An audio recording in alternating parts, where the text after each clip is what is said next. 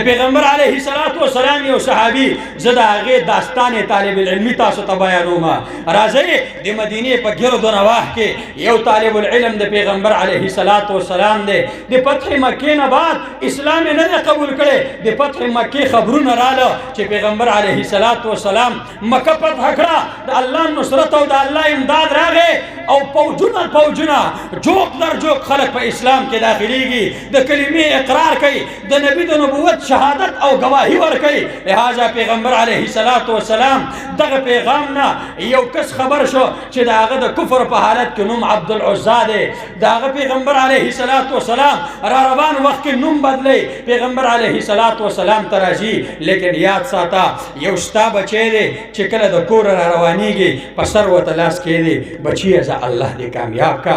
مور ورته په سر لاس کېږدي، بچیه مخه دې رڼا شه، الله دې کامیاب کا، الله دې حافظ قرآن جوړ کا. لیکن دا طالب العلم ډېر په ناشنا انداز را روان دی. د دې طالب العلم داستان ډیر عجیبه دی، د کردار ډیر عجیبه دی. د نوم رستو عبدالله ذوالوجادین رضی الله تعالی عنہ دی. رسول الله صلی الله علیه وسلم خواته راځي، ایمان اعلان دی راوړی، اسلام اعلان دی قبول کړي. تر لورغه کاکا جان اسلام قبلوما، ایمان قبلوما، د ایمان حلاوت مې زړه ته کوز شوی دی، د کلمې حلاوت مې زړه ته کوز شوی دی. غوښتنه مې ده چې تام اسلام قبول کړي، لیکن معلومیږي دا چې اسلام ستا په نصیب کې نشته دی، ایمان ستا نصیب کې نشته دی. ما ته اجازه وکړه چې زه محمد رسول الله له ورشمه، زه اسلام قبول کم او زه ایمان قبول کم. پیغمبر علیه السلام نوم چې دی تره واورېده، تره ورته وایي ته یتیم یې، ستا پلار وفات دی، د یتیم طالب العلم کارګزاري ده چې پیغمبر علیه السلام ته راځي. د هغه کومه مرتبه ده چې کور راوځي په کوم حالت نه راوځي.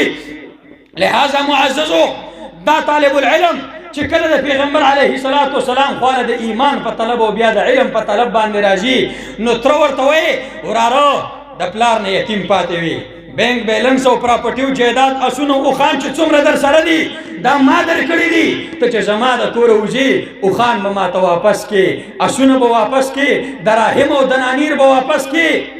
دا وراره ورته وایي کاکا جانا دا ډېره معمولي سودا ده. یو طرف ته ایمان دی، د ایمان بهار دی، بل طرف ته مادي او پانی دنیا ده. دغه ځای کې اسونه ولاړ دي ستا شو، دا اوښان ستا شو، دا زما چابیانې د دراهمو او د دنانیرو در واخله، زما نه دي پکار. دا خبره ما د اسلام نه نشم منې کولی، زه به ورځم اسلام به قبلومه. دی را روان شو، رسول الله مبارک ته راځي، لیکن تره ورته وایي ودرېږه وراره، دا په تن باندې چې د کمې کپړې دي دا کپړې هم وباسه، دا هم تا زما په دې تجارت کې پیدا کړي دي، زما په پیسو دې اخیستې دي. وراره خپلو کپړو ته لاس کړه، عبدالعزا د جسم نه تمامې کپړې لرې کې لغړ او بربڼ ولاړ دی، لیکن زړه کې یوه تلوسله چې په دې حالت کې زه د محمد رسول الله مخې ته څنګه ودرېږم، په دې لغړ او بربڼ حالت کې زه نشم ودرېدی. زما معززو را روان شو، مور دروازې وټکوله، مور یې دروازه چې کولاو کړه، نظر یې پرې پرېوته، نو هغه بربڼ ولاړ دی. مور ته مور سر ښکته کړ، سترګې ښکتې کړې، بچیه بربڼ باندې زما مخې ته ولاړې. مور ته دا بچی وایي تره مې راسه دا کار وکړو. هغه مشفق تره چې تا دې چېرته د پدریت د محرومیت احساس نه دی درکړی چې ګنې ستا دا پلار له وفات دی، ټول عمر ستا خصمانه او ستا کفالت کړی دی، نن هغه تره په دې خبره مجبورولی شو. هغه ورته وایي مورې زما زړه کې د ایمان حلاوت دی، زه محمد رسول الله ته ورځم، دا جامې ما په دې باندې ویستې دي. مورې یو کار وکړه چې دا په سر د کم صادر دی دا ماله راکړه، زه په دې حالت کې دواړو جهانو سردار مخې ته نشم ودرېدی. هغه صادر ورله مور ورکړه، نیمې په اوږه باندې راواچو، په منځ یې دوه کړه، نیمې معززو هغې باندې خپل ستر پټ کړه. محمد رسول الله ته راغی، صحابه کرام او پیغمبر علیه السلام مسجد نبوي کې دي. پیغمبر علیه السلام ته سحر مانځه ټیم را ورسېده. پیغمبر علیه السلام تپوس وکړه ملګریا څوک یې؟ دی وایي زه عبدالعزا یم. څه نیت او څه اراده دی دا و ایمان او اسلام قبلولو راغلی ما. پیغمبر علیه السلام وی د نن نه به ستا نوم عبدالله شو او ذوالبجادین دا ستا لقب شو چې دا هغه دوو څادر والا دی، نیم څادر یې په اوږه راچیلی دی، نیم څادر باندې خپله شرمګاه او خپل ستر پټ کړی دی. لہذا پیغمبر علیه السلام ته د کلمې خپل اظهار او د شهادت گواهی ورکړه او بیا پیغمبر علیه السلام ته عرض وکړو ای د الله رسوله زه یتیم یم، ما دپاره څه حکم دی؟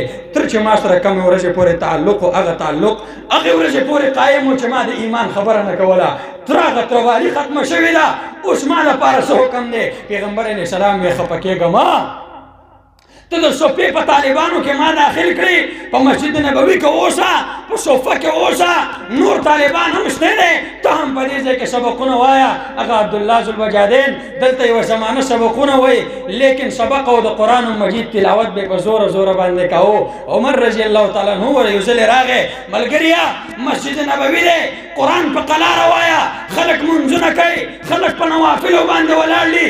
رسول الله مبارک چې د عمر خبره واورېده، یا عمر ادبا لاخیکما، ای عمره د دې ملګري ډېر زیات احترام کوئ، د هغه طالب العلم دی چې هغه تیار مال او تیار جایداد یې پریښی دی او ما خواله راغلی دی، د ده ډېر زیات احترام کوئ.